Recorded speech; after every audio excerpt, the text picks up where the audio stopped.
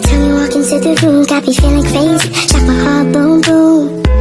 Any other boy would stare, but me I look away, cause you're making me scared. Trying not to breathe, 1, 2, 3. Assalamualaikum warahmatullahi wabarakatuh. Perkenalkan, nama saya Himatul Aulia dengan NPM 2205020009 dari kelas PTI 5B. Adapun tujuan saya membuat video ini untuk memenuhi salah satu proyek UAS dengan mata kuliah Interaksi Manusia dan Komputer dengan dosen pembimbing Pak Edi Suranta Sembiring. Di sini saya ingin menyimpulkan materi pembelajaran interaksi manusia dan komputer dari pertemuan pertama hingga pertemuan terakhir dengan judul yang berbeda-beda. Baiklah, langsung saja kita masuk ke materi yang pertama, yaitu pengerti interaksi manusia dengan komputer. Interaksi manusia dan komputer, atau sering disebut dengan IMK, adalah bidang multidisiplin yang berfokus pada bagaimana manusia berinteraksi dengan teknologi, khususnya perangkat komputer. Ada pula tujuan utama dari IMK adalah meningkatkan kualitas dan efisiensi interaksi antara pengguna dan sistem, serta mengoptimalkan pengalaman pengguna. Ada pula komponen utama yang terlibat dalam interaksi manusia dan komputer, yaitu manusia. Kedua yaitu komputer, ketiga antarmuka pengguna, dan keempat hubungan antara komponen. Ada pula faktor-faktor yang mempengaruhi kualitas interaksi manusia dan komputer, yaitu desain antarmuka pengguna, keterbacaan, konsistensi, dan umpan balik. Baiklah, kesimpulan dari interaksi manusia dan komputer atau sering disebut dengan IMK, yaitu memainkan peran yang krusial dalam perkembangan teknologi dan desain sistem yang efektif. Dalam era digital yang terus berkembang, pemahaman yang mendalam tentang kualitas interaksi antara manusia dan komputer semakin penting. Baiklah, kita masuk ke materi yang kedua, yaitu psikologi penggunaan. Psikologi pengguna dalam HCI yaitu merupakan perilaku, kognisi, dan emosi saat berinteraksi dengan teknologi. Fokus utamanya adalah bagaimana manusia merespon rangsangan dari sistem, memproses informasi, dan membuat keputusan. Dalam interaksi pengguna, yaitu emosi sangat mempengaruhi interaksi pengguna dengan teknologi. Emosi positif seperti kepuasan dan kenyamanan, meningkatkan motivasi dan keterlibatan pengguna, serta emosi negatif, yaitu seperti frustasi dan kebingungan dapat menyebabkan penolakan terhadap sistem. Ada pula faktor-faktor psikologis dalam desain antarmuka, yaitu konsistensi, keterjangkauan, umpan balik, fasibilitas, dan beban kognitif. Ada pula tantangan-tantangan dalam mendesain untuk beragam pengguna, yaitu perbedaan tingkat keterampilan, perbedaan usia, keterbatasan fisik, dan preferensi budaya. Baiklah, kesimpulannya yaitu psikologi pengguna sangat penting dalam desain antarmuka yang intuitif dan memuaskan.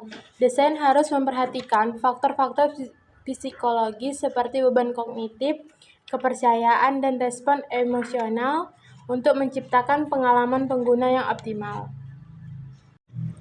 Baiklah, kita masuk ke materi yang ketiga, yaitu desain antarmuka pengguna. User Interface Design adalah desain untuk komputer, perangkat komunikasi mobile, situs web yang berfokus pada pengalaman interaksi pengguna. Ada pula tujuan dari pengguna desain UI adalah untuk membuat interaksi pengguna sesederhana dan seefisien mungkin. Ada pula prinsip-prinsip user interface design, yaitu responsif dan toleransi. Proses pembangunan user interface design yaitu desain prototip.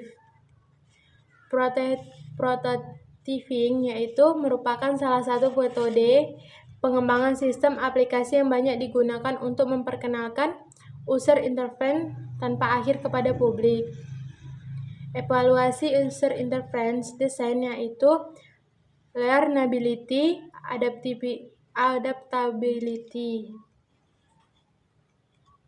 Baiklah, kesimpulan dari user interface merupakan aspek penting dalam pengembangan perangkat lunak dan sistem komputer.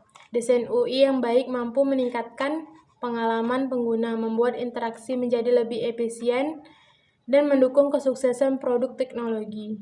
Jadi, kesimpulan interface yang baik harusnya mudah dimengerti dan mampu membuat pengguna aplikasi mengakses dengan mudah, serta tidak membingungkan sehingga akan memperoleh hasil maksimal sesuai dengan fungsionalitas aplikasi tersebut.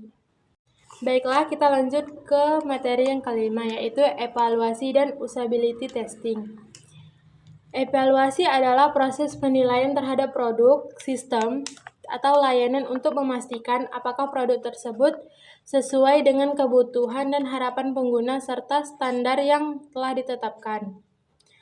Usability testing adalah metode pengujian yang dilakukan untuk menilai seberapa mudah pengguna dapat menggunakan suatu produk atau sistem. Jenis-jenis evaluasi yaitu evaluasi formatif dan evaluasi sumatif. Metode usability testing yaitu eye tracking dan survei dan kuesioner. Peran utama dalam evaluasi dan usability testing yaitu memastikan kemudahan pengguna, meningkatkan efektivitas, dan mendeskripsikan masalah dan hambatan desain. Jadi, kesimpulannya itu secara keseluruhan, evaluasi dan usability testing memainkan peran penting dalam menciptakan antarmuka yang user-friendly, efektif, dan efisien. Baiklah, kita masuk ke materi yang ke-6, yaitu interaksi multimodal. Interaksi multimodal adalah proses komunikasi antara manusia dan sistem teknologi, seperti komputer, yang melibatkan lebih dari satu modalitas atau saluran komunikasi untuk menyampaikan informasi dan menerima respon. Ada pula tujuan dari interaksi multimodal, yaitu menciptakan cara yang lebih alami, intuitif, dan efisien bagi pengguna untuk berinteraksi dengan teknologi. Manfaat interaksi multimodal yaitu kemudahan kegunaan, inklusivitas, dan efisiensi. Ada pula ciri-ciri utama interaksi multimodal, yaitu penggunaan banyak modalitas, integrasi modalitas, dan respon adaptif. Ada pula teori-teori yang mendasari interaksi multimodal, yaitu teori linguistik, fungsional, sistemik, dan semiotik sosial. Ada pula kesimpulannya, yaitu interaksi multimodal menawarkan pendekatan inovatif dalam pendidikan yang tidak hanya meningkatkan keterlibatan dan motivasi siswa, tetapi juga memfasilitasi pembelajaran yang lebih inklusif dan efektif. Dengan memanfaatkan berbagai mode komunikasi, pendidikan dapat menjadi lebih relevan dengan kebutuhan zaman sekarang. Baiklah, kita masuk ke materi yang ketujuh, yaitu model dan teori interaksi. Model dan teori interaksi adalah dua konsep penting dalam studi komunikasi dan sosiologi yang membantu kita memahami bagaimana individu dan kelompok berinteraksi. Model interaksi merujuk pada representasi sistematis dari proses interaksi. Model ini menggambarkan elemen-elemen kunci yang terlibat dalam komunikasi seperti pengiriman, pesan, saluran, penerimaan, dan konteks. Ada pula peran penting model dan teori interaksi, yaitu dasar untuk desain komunikasi efektif, memfasilitasi pengalaman pengguna, dan analisis dinamika sosial. Ada pula kelebihan dan kekurangan model dan teori interaksi, yaitu kelebihannya yaitu peningkatan pengalaman penggunaan, pendekatan berbaris pengguna, analisis interaksi yang lebih dalam, dan integrasi multidisipliner. Ada pula kekurangannya yaitu generalitas dan oversimplifikasi dan keterbatasan dalam konteks budaya, tantangan dalam pengujian dan empiris.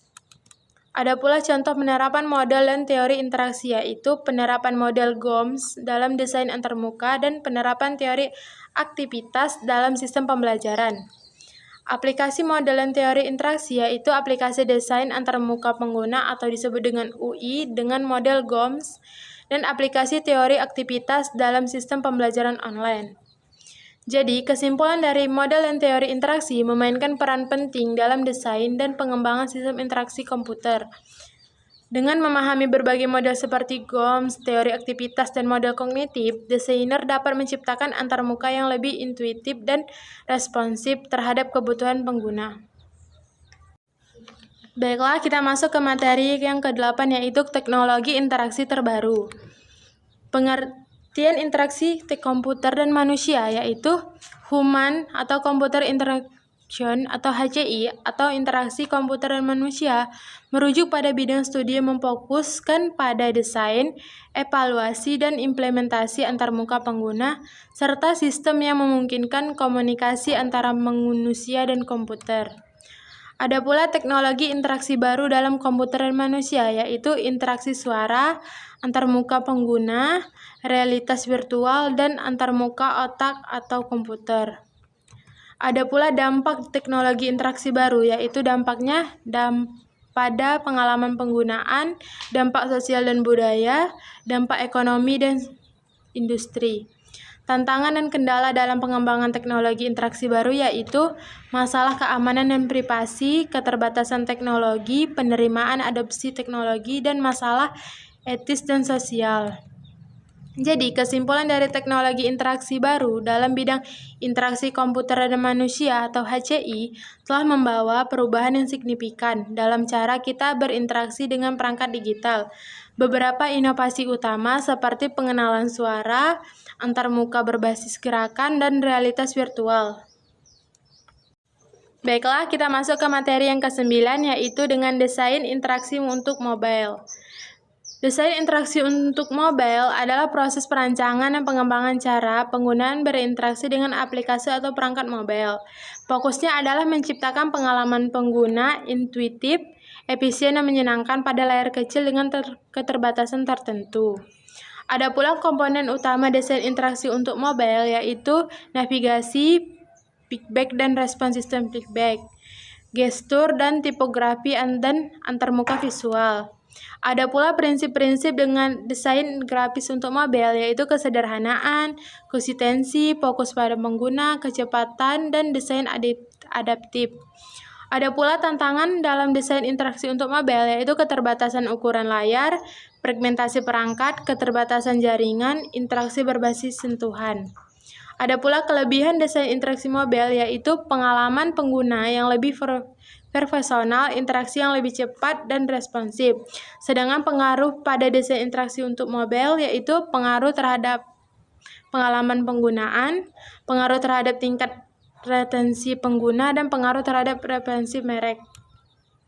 Contoh dari penerapan desain interaksi untuk mobile yaitu aplikasi e-commerce dan aplikasi media sosial. Jadi, kesimpulan dari interaksi untuk mobile adalah proses yang sangat penting dalam menciptakan pengalaman pengguna yang efektif, efisien, dan menyenangkan. Dengan memperhatikan berbagai elemen seperti navigasi, respon sistem, gestur, dan aksesibilitas, desainer dapat menciptakan aplikasi mobile yang tidak hanya memenuhi kebutuhan pengguna, tetapi juga memberikan nilai lebih dalam hal yang kenyamanan dan kemudahan penggunaan. Baiklah, kita masuk ke materi yang ke-10 yaitu prototyping. Prototyping adalah langkah yang dilakukan setelah mendapatkan ide untuk penciptaan sebuah produk baru. Dengan kata lain, prototype merupakan produk yang bersifat uji coba, bukan produk final yang akan diedarkan langsung kepada end user. Tahapan prototyping adalah langkah-langkah sistematik yang diambil dalam pengembangan prototyping untuk menciptakan model awal dari suatu produk, yaitu kayak desain konsep, pembuatan prototyping awal, uji coba evaluasi, referensi, dan pengoptimalan. Ada pula jenis-jenis prototyping, yaitu prototip kertas, prototip fidelity rendah, dan kelebihannya yaitu komunikasi yang lebih baik antara pengembangan dan penggunaan. Dengan melihat versi awal produk, pengguna dapat memberikan umpan balik secara langsung dan lebih spesifik.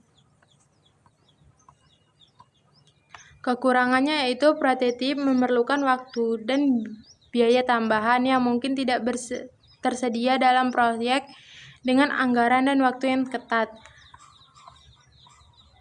Jadi, kesimpulan dari prototipe merupakan salah satu metode pengembangan dan memperbaiki kesalahan lebih awal dan memfasilitasi komunikasi yang lebih baik antara tim pengembang dan penggunaan.